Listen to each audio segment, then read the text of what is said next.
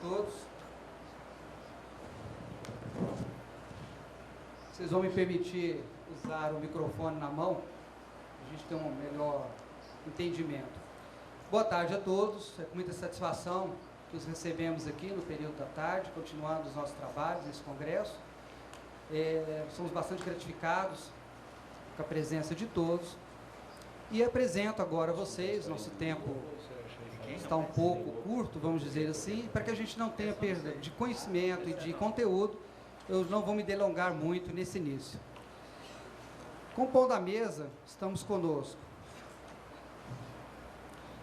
Dr. Licurgo Mourão, conselheiro substituto do Tribunal de Contas de Minas Gerais, doutorando em Direito pela Faculdade de Direito do Largo de São Francisco, da Universidade de São Paulo, mestre em Direito Econômico pela Universidade Federal da Paraíba, com diversas extensões em universidades, institutos de pesquisa e ensino no Brasil e no exterior, membro da Associação dos Membros dos Tribunais de Contas, a TRICOM, e membro também da Associação Nacional dos Auditores dos Tribunais de Contas do Brasil. Dr. Rodrigo Pironte, do Paraná, doutorando e mestre em Direito Econômico pela Pontifícia Universidade Católica do Paraná, presidente da Comissão de Direito de Infraestrutura da OAB, Seção Paraná, professor de diversas universidades, professor convidado de diversas universidades no exterior, Argentina, México, Itália, professor de pós-graduação do Instituto de Direito Romeu Felipe Bacelar Filho, Universidade Positivo, e autor de obras como Processo Administrativo e Controle da Atividade Regulatória, Sistema de Controle Interno, uma perspectiva do modelo de gestão pública gerencial. Dr. Marcos Benquerer, ministro substituto do Tribunal de Contas da União, presidente da Associação Nacional dos Auditores, ministros e conselheiros substitutos dos Tribunais de Contas, mestre em Direito pela Universidade Federal de Pernambuco, professor da graduação em Direito da Universidade Católica de Brasília e autor das obras O Regime Jurídico das Empresas Estatais após a Emenda Constitucional número 19, de 1998, e Introdução ao Direito Contemporâneo.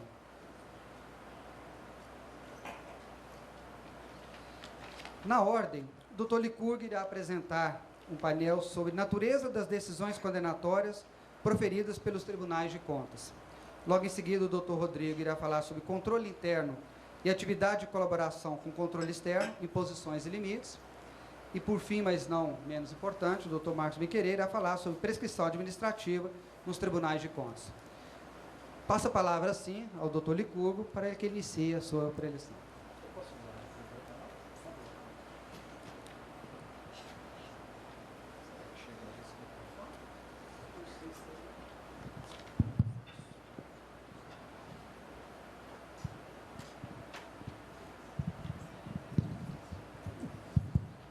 Boa tarde a todos. Inicialmente eu gostaria de agradecer pelo convite que me foi formulado, pelo Instituto Goiano de Direito Administrativo, para falar sobre um tema extremamente interessante que diz respeito à natureza jurídica das decisões condenatórias dos tribunais de contas.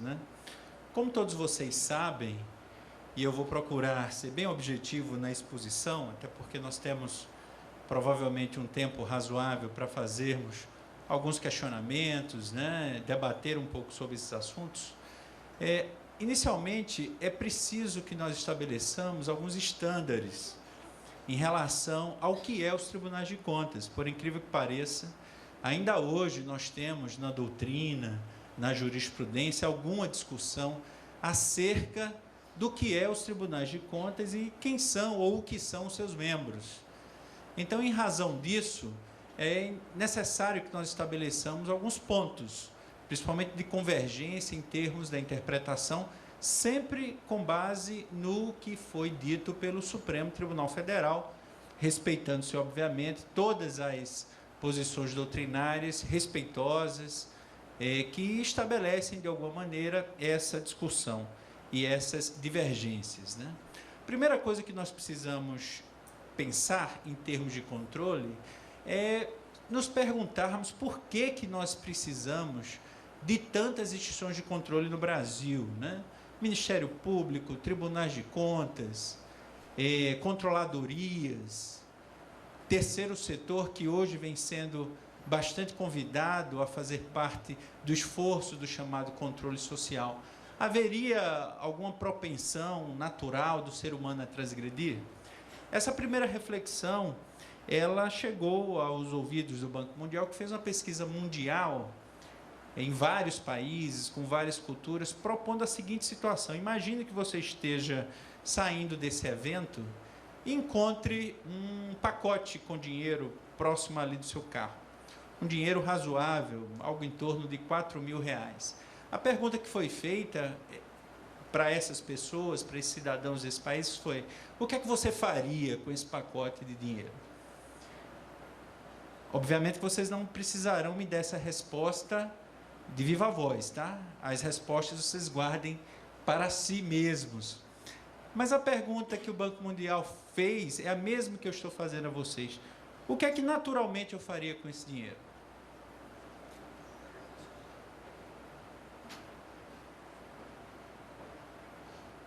Veja que a resposta a essa pergunta, ela tem um fundo eminentemente ético. O que você vai fazer com esse dinheiro vai depender da sua formação. Então, para onde eu aponto, amigo? Para ali mesmo? Vamos lá.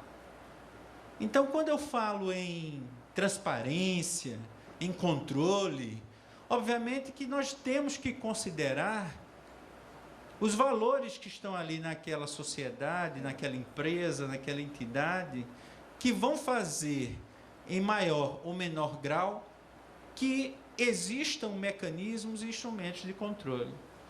Então, seguindo na pesquisa e respondendo já essa pergunta, o Banco Mundial disse: olha, vamos tabular esses dados. Aqui, resultados nós chegamos. Veja que quando eu falo de necessidade de transparência e controle, os dados tabulados trazem informação muito interessante. Veja, se não houver qualquer possibilidade de descoberta, 17% vão ficar com o dinheiro, não vão nem pensar. Achado não é roubado, lei de Gerson, né? O importante é levar vantagem em tudo. 33% vão notificar e 50% vão viver uma noite em que seus anjos e demônios, né, irão não deixá-lo dormir direito. Vão pensar se esse dinheiro for de alguém, e se eu for descoberto, e se alguém gravou. Então vejam que esse percentual de 17% que ficam com dinheiro é o percentual que mais nos preocupa. São aqueles que, na primeira oportunidade, irão transgredir. E se essas pessoas estiverem em posições de comando na administração pública, não tenham dúvida de que a propensão natural, infelizmente, será para a transgressão. Tem um aspecto hoje que se estuda muito no direito administrativo, no direito financeiro, no direito orçamentário, que é a origem da corrupção. Hoje já se sabe que é um componente psicológico, né? São as pessoas que possuem lesões nas áreas chamadas suborbitárias. São pessoas que têm defeitos na formação cerebral, nas áreas do pré-córtex frontal, que dizem respeito ao senso moral. São aquelas pessoas que vão, em tendo oportunidade, desviar donativos para pessoas que estão em situação de emergência, que irão falsificar remédios para hospitais de oncologia. São aquelas pessoas que não terão nenhuma dificuldade de ordem moral para promover um mal-estar social, simplesmente porque a elas não diz respeito, não lhes toca esses freios morais que uma pessoa relativamente normal possuiria.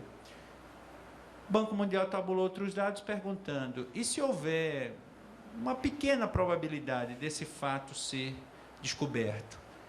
O sistema de controle um tanto quanto falho, uma câmera ali de vigilância, com a resolução não muito boa, será que isso modifica o comportamento das pessoas? Me parece que sim. Vocês vão aqui verificar que há uma redução extremamente importante em relação àqueles que ficam com dinheiro, cai de 17% para 4%, uma redução de 325%. Por quê? Por quê, pessoal?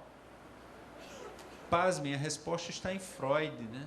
Há 2 sentimentos básicos que movem qualquer ser humano: a esperança e o medo. Se ele tem a esperança de não ser pego, ele vai, em regra, transgredir. Mas se ele tiver o medo de ser pego, seu comportamento natural, ele é afetado. Veja que em relação àqueles que notificam o achado, é claro, todos queremos fazer um papel bonito, né? Diante das câmeras, diante de uma plateia, ao microfone. Olha, câmera, eu estou aqui devolvendo, tá? O dinheiro que eu achei. Preferência uma matéria dizendo assim, no outro dia no jornal, ainda há pessoas honestas, né? Há um aumento de 124%.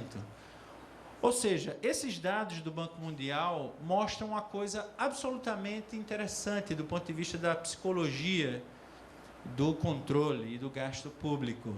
Há necessidade de que haja um controle efetivo. Quanto mais efetivo, quanto maior o percentual para que esses dados e para que esses fatos sejam descobertos, o comportamento humano ele será absolutamente afetado. É claro que isso depende de pessoa para pessoa, né, pessoal? Há pessoas que, independentemente da posição que ocupam, sempre vão ter um comportamento ético irrepreensível, mas nem sempre é assim. Então, quando nós falamos de qual é a natureza jurídica das decisões condenatórias dos tribunais de contas, é importante revisitarmos qual é o alcance da fiscalização. O que é, de que cuidam os tribunais de contas? Para que nós possamos, a partir daí, de uma leitura absolutamente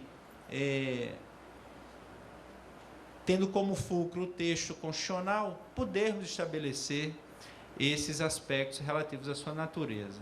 É importante notar que a principal e primordial função em relação aos tribunais de contas está ali no artigo 70 da nossa Constituição. Esse artigo 70, ele é de uma clareza, ao meu ver, solar, embora muitos ainda se debatam um pouco em relação a essa interpretação. Quem é que deve prestar contas do que se faz em termos de gestão pública? E prestar contas a quem? O artigo 70, parágrafo único, aqui nos estabelece: prestará contas qualquer pessoa que toque no dinheiro público. E que toque no dinheiro público não de uma maneira direta, também indiretamente. Se eu tenho um cargo que me permite gravar o patrimônio público através, por exemplo, de um contrato de financiamento, veja que nesse caso eu não estou diretamente tocando no numerário, mas eu estou gerando uma obrigação para o Estado, e essa obrigação, a depender das condições que foram contratadas, poderá ser ou não lesiva. Veja que, nesse caso, essa pessoa também deverá prestar contas dos seus atos. Se eu sou negligente com a arrecadação dos recursos, se eu não estabeleço um plano, digamos assim, de arrecadação, se eu sou negligente, se eu não lanço todos os tributos da minha competência, eu também deverei prestar contas desses fatos.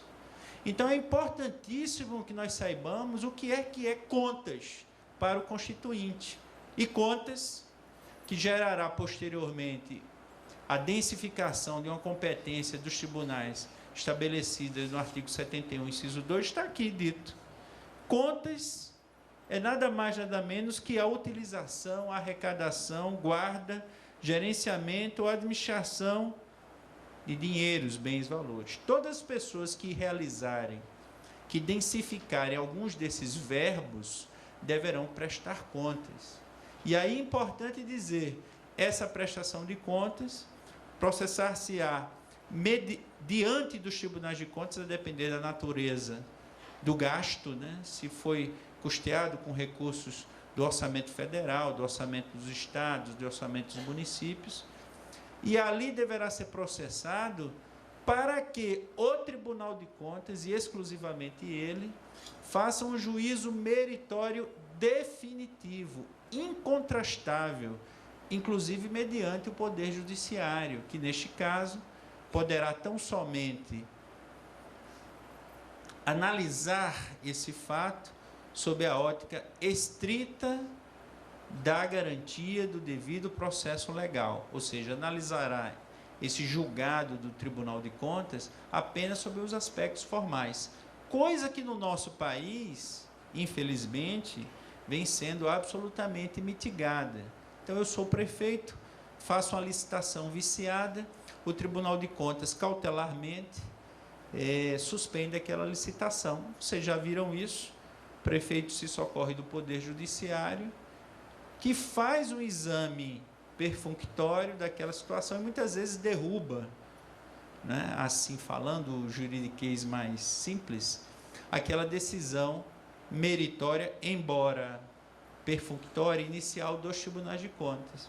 Isso subverte o sistema nacional de controle estabelecido pelo Constituinte. Por quê? Porque o alcance da fiscalização do Tribunal de Contas vai adentrar sob aspectos que refogem, por mais especializado que seja o Poder Judiciário, aqueles conhecimentos que o próprio Constituinte, reconhecendo a sua peculiaridade, a sua necessidade de verticalização, de aprofundamento, disse, olha, nós precisamos ter um órgão especializado, para que a fiscalização incida sobre os aspectos contábil, financeiro, orçamentário, operacional e patrimonial. Para que eu faça um exame meritório absolutamente técnico e aprofundado de aspectos que refogem o Poder Judiciário. E ainda mais, todos esses atos passíveis de prestação de contas deverão ser analisados não só sob os aspectos da legalidade, mas também da legitimidade. O que é um gasto legítimo? Aquele gasto é público, ele foi oportuno, ele era necessário, haveria outras prioridades? Nós estamos discutindo isso hoje, né? Dia 15 de maio de 2014, mais de 50 cidades conflagradas para discutir a legitimidade de um gasto público com os equipamentos de Copa do Mundo. Aplicação de subvenções e renúncia de receitas. E aí vem uma primeira nuance. A fiscalização não incidiria sobre aspectos relativos à conveniência e oportunidade, ou seja, discricionariedade do administrador. Muito cuidado. Quando nós falamos de discricionariedade administrativa, não significa dizer o gestor fazer aquilo que ele quer, no momento que ele quer. Esse é um erro também extremamente comum. Olha, eu vou fazer o concurso quando eu quiser, porque isso é discricionariedade administrativa. Isso é verdade, pessoal? Se os hospitais estiverem prestando, hospitais públicos, um mau serviço, porque não tem profissionais, é lícito ao gestor dizer que vai fazer aquele concurso quando quiser? Ou essa opção dele não realizá-lo seria ilegítima e, por isso mesmo, passível de controle por parte dos tribunais de contas? Veja que essa fiscalização dos tribunais de contas, ela pode se dar a qualquer momento. É um fato que também ainda hoje em alguns estados se discute. O tribunal ele pode paralisar uma licitação que sequer iniciou. Eu tenho só um edital na praça, nada foi comprado, nenhuma despesa com aquele objeto. O Tribunal de Contas tem essa competência? Claro que tem, porque a própria lei de licitações, lá no artigo 113, estabelece essa competência para que os tribunais de contas, os órgãos de controle como um todo, atuem de forma prévia, de modo a prevenir qualquer prejuízo ao erário. Aliás, esse é o papel primordial para um controle efetivo, né? Não adianta se colocar cadeado em porteira que já foi arrombada, né? Então, afinal de contas, o que são os tribunais de contas? Órgão administrativo, auxiliarzinho do Poder Legislativo, como dizia Rui Barbosa, órgão aparatoso e inútil. Obviamente que no momento em que ele dizia isso era de forma quase que vaticinando, né, o futuro, dizendo, olha, nós temos que ter um corpo de magistratura especializado, dotado das garantias inerentes à própria magistratura, para que não se torne um órgão aparatoso inútil. Temos que ter esse cuidado. Então, vamos lá. Os tribunais de contas, o que é que são? No Brasil, né? Órgãos colegiados, cuja maioria, seus membros, são indicados pelo parlamento e com mandato limitado, possuindo as prerrogativas da magistratura judiciária. Por que nós dizemos limitado? Porque, diferentemente do que ocorre em algumas outras cortes, notadamente as cortes americanas, cortes judiciais, os cargos são vitalícios, significando dizer que você só sai quando morre. Então, eu tenho 90 anos lá com minha UTI móvel no meu gabinete, né, com o meu tubo lá de oxigênio, tomo alguns antes das sessões, mas a vitaliciedade lá tem esse sentido. É por isso que nós falamos que tem um mandato limitado. É um órgão autônomo. Autônomo como? Financeira, orçamentária e administrativamente. Uma vez autorizado aquele percentual na lei orçamentária anual, a gestão daqueles recursos autorizados pelo parlamento, por proposta do Poder Executivo, são geridos de forma livre, né, pelo presidente do Tribunal de Contas, de natureza administrativa. Por que natureza administrativa? Porque os tribunais de contas não fazem parte do Poder Judiciário. E que atua junto ao Poder Legislativo. Muito cuidado com essa expressão. Muitos ainda, nós vemos parlamentares, infelizmente, alguns magistrados, dizendo isso. Não, mas o tribunal é só um órgão auxiliar do Poder Legislativo, né? Muito cuidado, porque essa expressão, obviamente, tem que ser compreendida à luz das competências próprias que, em relação ao controle, aos tribunais de contas foram concedidas de forma muito mais ampla do que ao próprio Poder Legislativo, que, em tese, seria o seu, bem entre aspas, chefe hierárquico. Basicamente, os instrumentos de controle que possuem o parlamento e os membros do parlamento são o estabelecimento de CPIs e a convocação, né, de agentes políticos para prestarem esclarecimentos. Tudo mais é realizado com mais precisão e mais aprofundamento pelos tribunais de contas, pelo exercício das competências próprias estabelecidas lá a partir do artigo 71 da Constituição. Veja que em alguns países, notadamente em países africanos, os tribunais de contas lá ainda integram o Poder Executivo e também vemos alguns tribunais de contas que são vinculados ao Poder Judiciário, a exemplo de Portugal e Angola.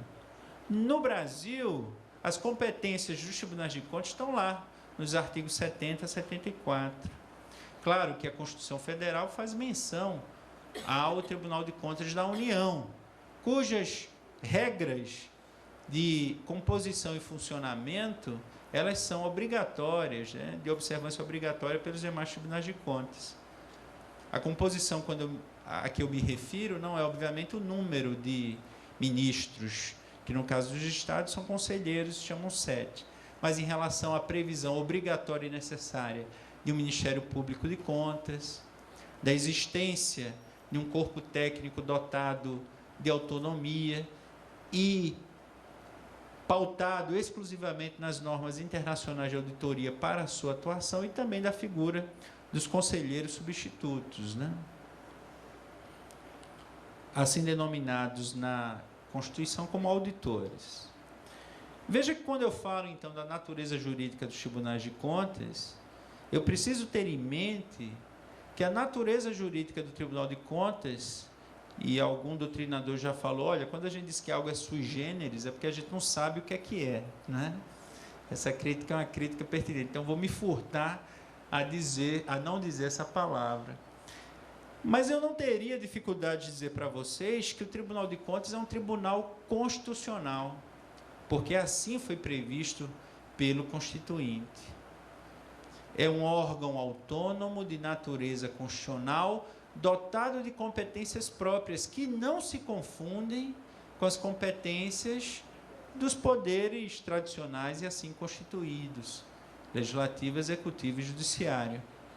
Assim como é o Ministério Público, né? O Ministério Público faz parte do Poder Judiciário, pessoal. ele é subordinado ao juiz, o promotor de justiça, e por aí vai.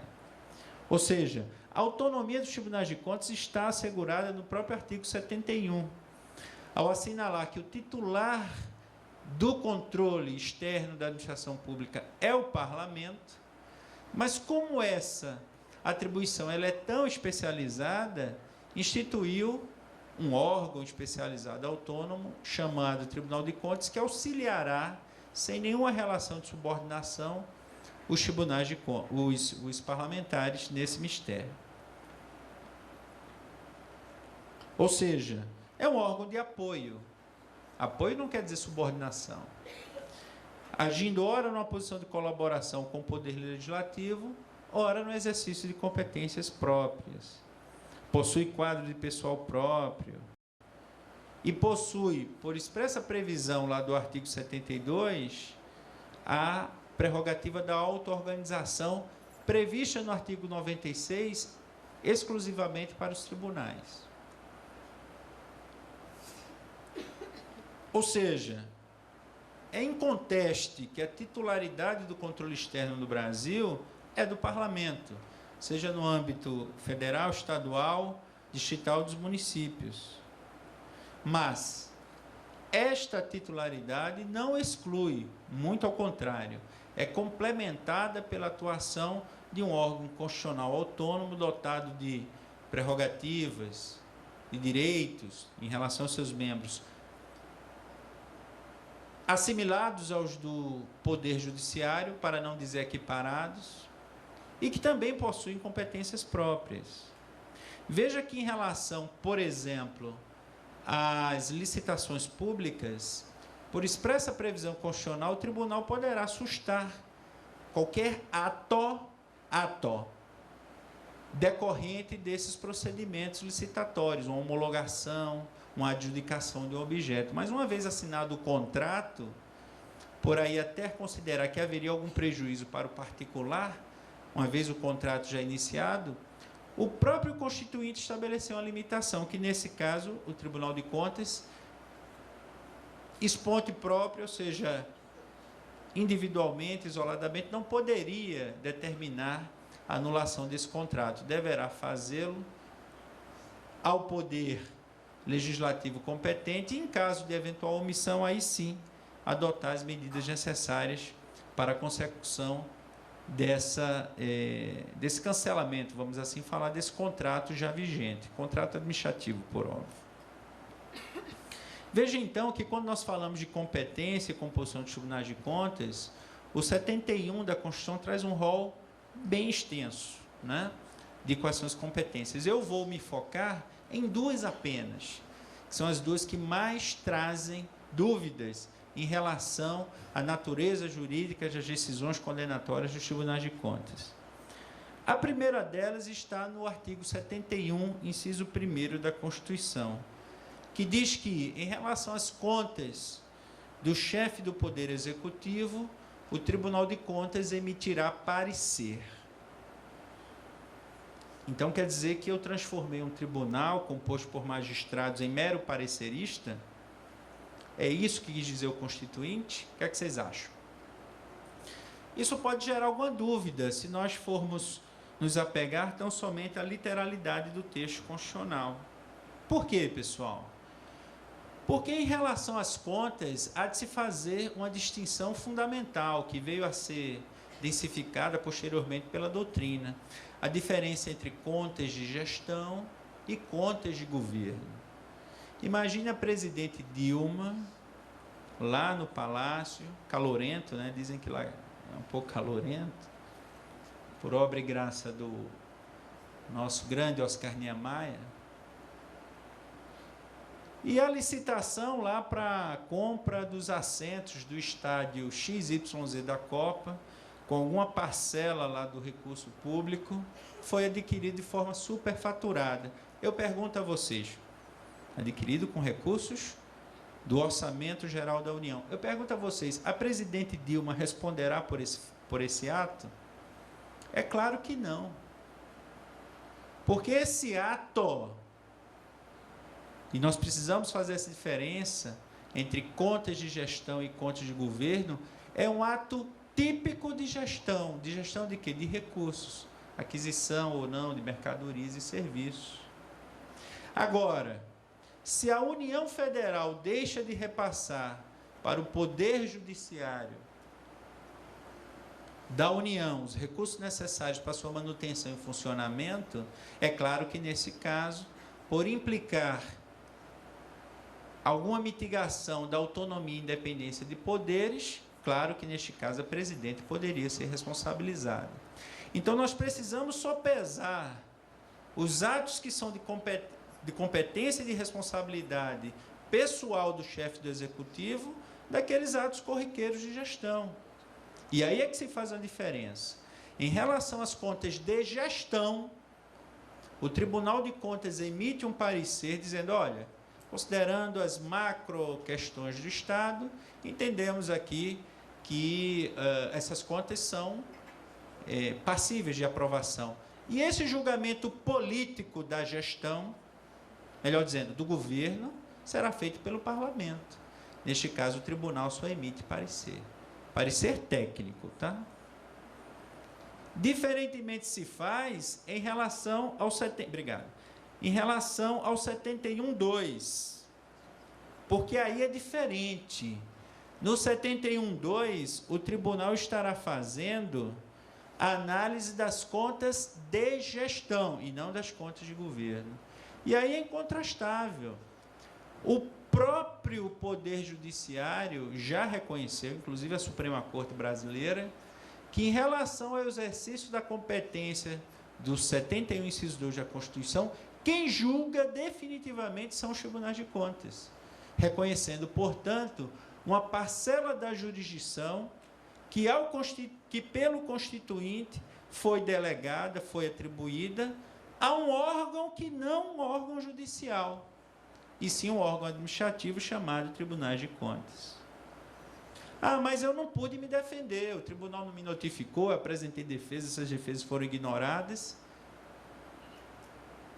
Artigo 5º, inciso alguma coisa da Constituição, Poder Judiciário não se eximirá de apreciar lesão ou ameaça de direito. Aí é diferente.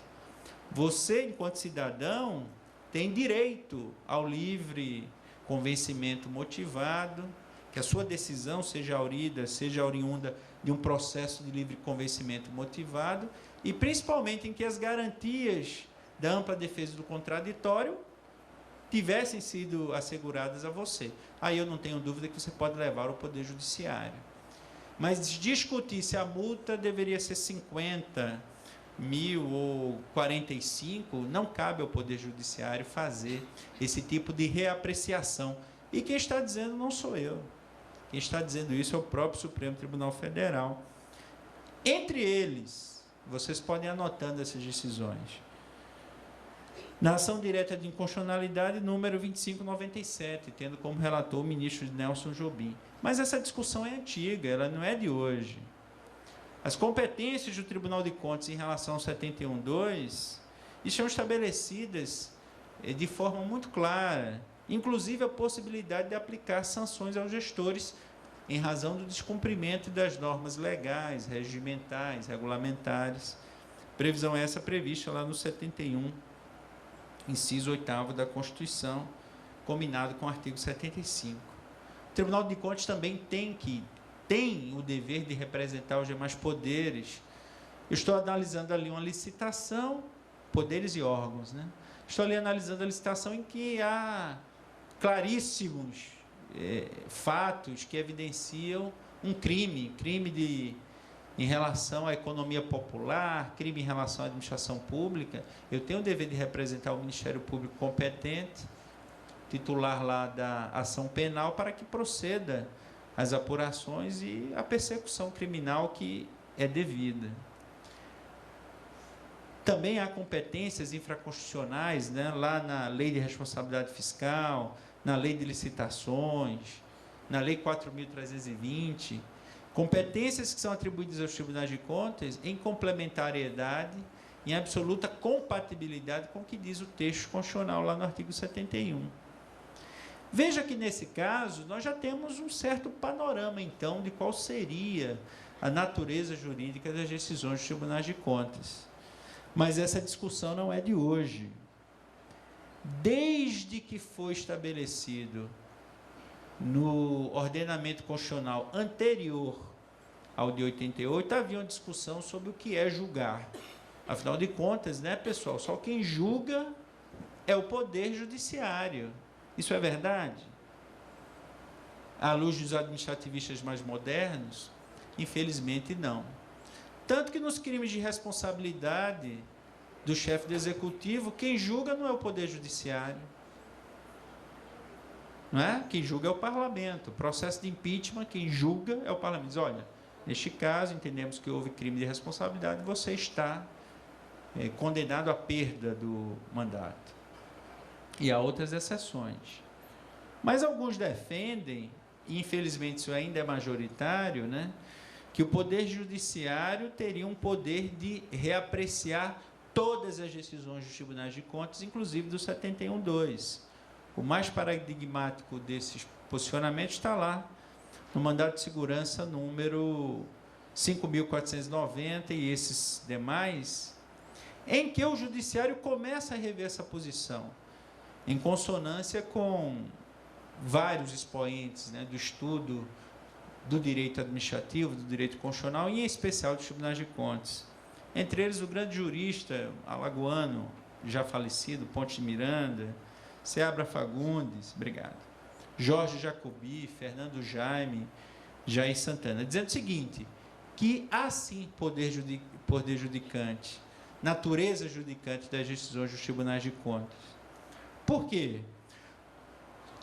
Tem vários exemplos, mas só para citar o do Ponte Miranda. Julgar as contas está claríssimo no texto constitucional. Não havemos de interpretar que o Tribunal de Contas julgue e outro juiz rejulgue depois.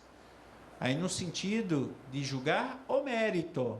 Claro que se houver alguma lesão de ordem processual, pelo artigo 5º da Constituição, o cidadão tem direito de se socorrer do Poder Judiciário. Fernando Gonzaga Jaime, um grande jurista de Minas Gerais, o entendimento do STF, reconhecendo a jurisdicionalidade de julgamento das contas feito pelo Tribunal de Contas, é definitivo e incontrastável diante de qualquer outra autoridade do país, em relação ao exercício da competência prevista no 71, inciso 2. E o ministro Marco Aurélio, no recurso extraordinário 132.747, aponta: a atuação do Tribunal de Contas não se faz apenas no campo opinativo, se faz também em relação ao 71.1, mas em relação ao 71.2 extravasa para alcançar o do julgamento. Frederico Pardini, ministro Luiz Fux, também nessas decisões, citando vários precedentes. Olha, em relação ao 71.2, o Tribunal de Contas julga as contas. Contas de quem? De todo aquele que guarde, arrecade, gerencie, administre bens e valores públicos. Ou seja, pessoal, esse panorama, esse mosaico, deixa muito claro a teor da exegese aurida pelo Supremo Tribunal Federal, que a natureza jurídica das decisões condenatórias dos tribunais de contas é uma natureza diferente daquela que nós estamos acostumados, seja a decisão judicial, seja a decisão de um órgão meramente administrativo. Nós temos, então, aí uma natureza, estou evitando usar a expressão, sui generis.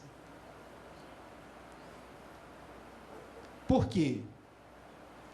Porque, por força do dispositivo constitucional proeminente e das decisões reiteradas do Supremo Tribunal Federal, embora órgão administrativo, Tribunal de Contas, órgão constitucional autônomo, em relação ao exercício da competência do 71, inciso 2, julga definitivamente as contas, só podendo essas contas serem revistas pelo Poder Judiciário em face de falhas de ordem exclusivamente processuais violadoras, entre outras, do devido processo legal. Qual seria, então, a eficácia dessas decisões dos tribunais de contas? Bem, se o tribunal decide é para alguma coisa, né? Para que eu decido, por exemplo, combinar uma multa ao gestor ou determinar o ressarcimento de valores auferidos em razão do superfaturamento de obras? Para que eu faço isso? Eu faço isso para que esse processo de reversão dos valores efetivamente ou de alguma maneira desviados retorne o mais rápido possível aos cofres públicos.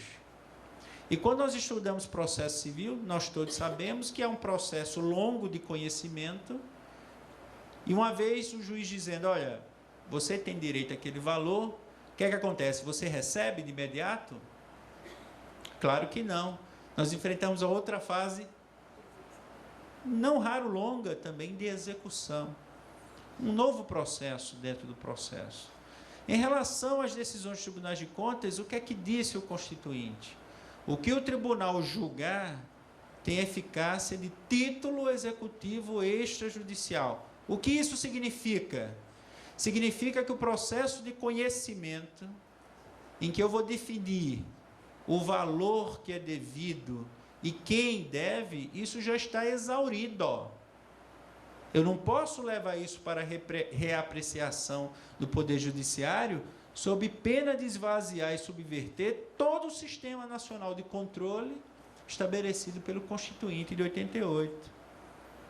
Ou seja, artigo 71, parágrafo 3º da Constituição, natureza solar, as decisões do Tribunal de Contas de que resultem em imputação de débito ou multa terão eficácia de título executivo extrajudicial, conforme artigo 585, inciso 7 do CPC. Ou seja, não há necessidade de processo de conhecimento.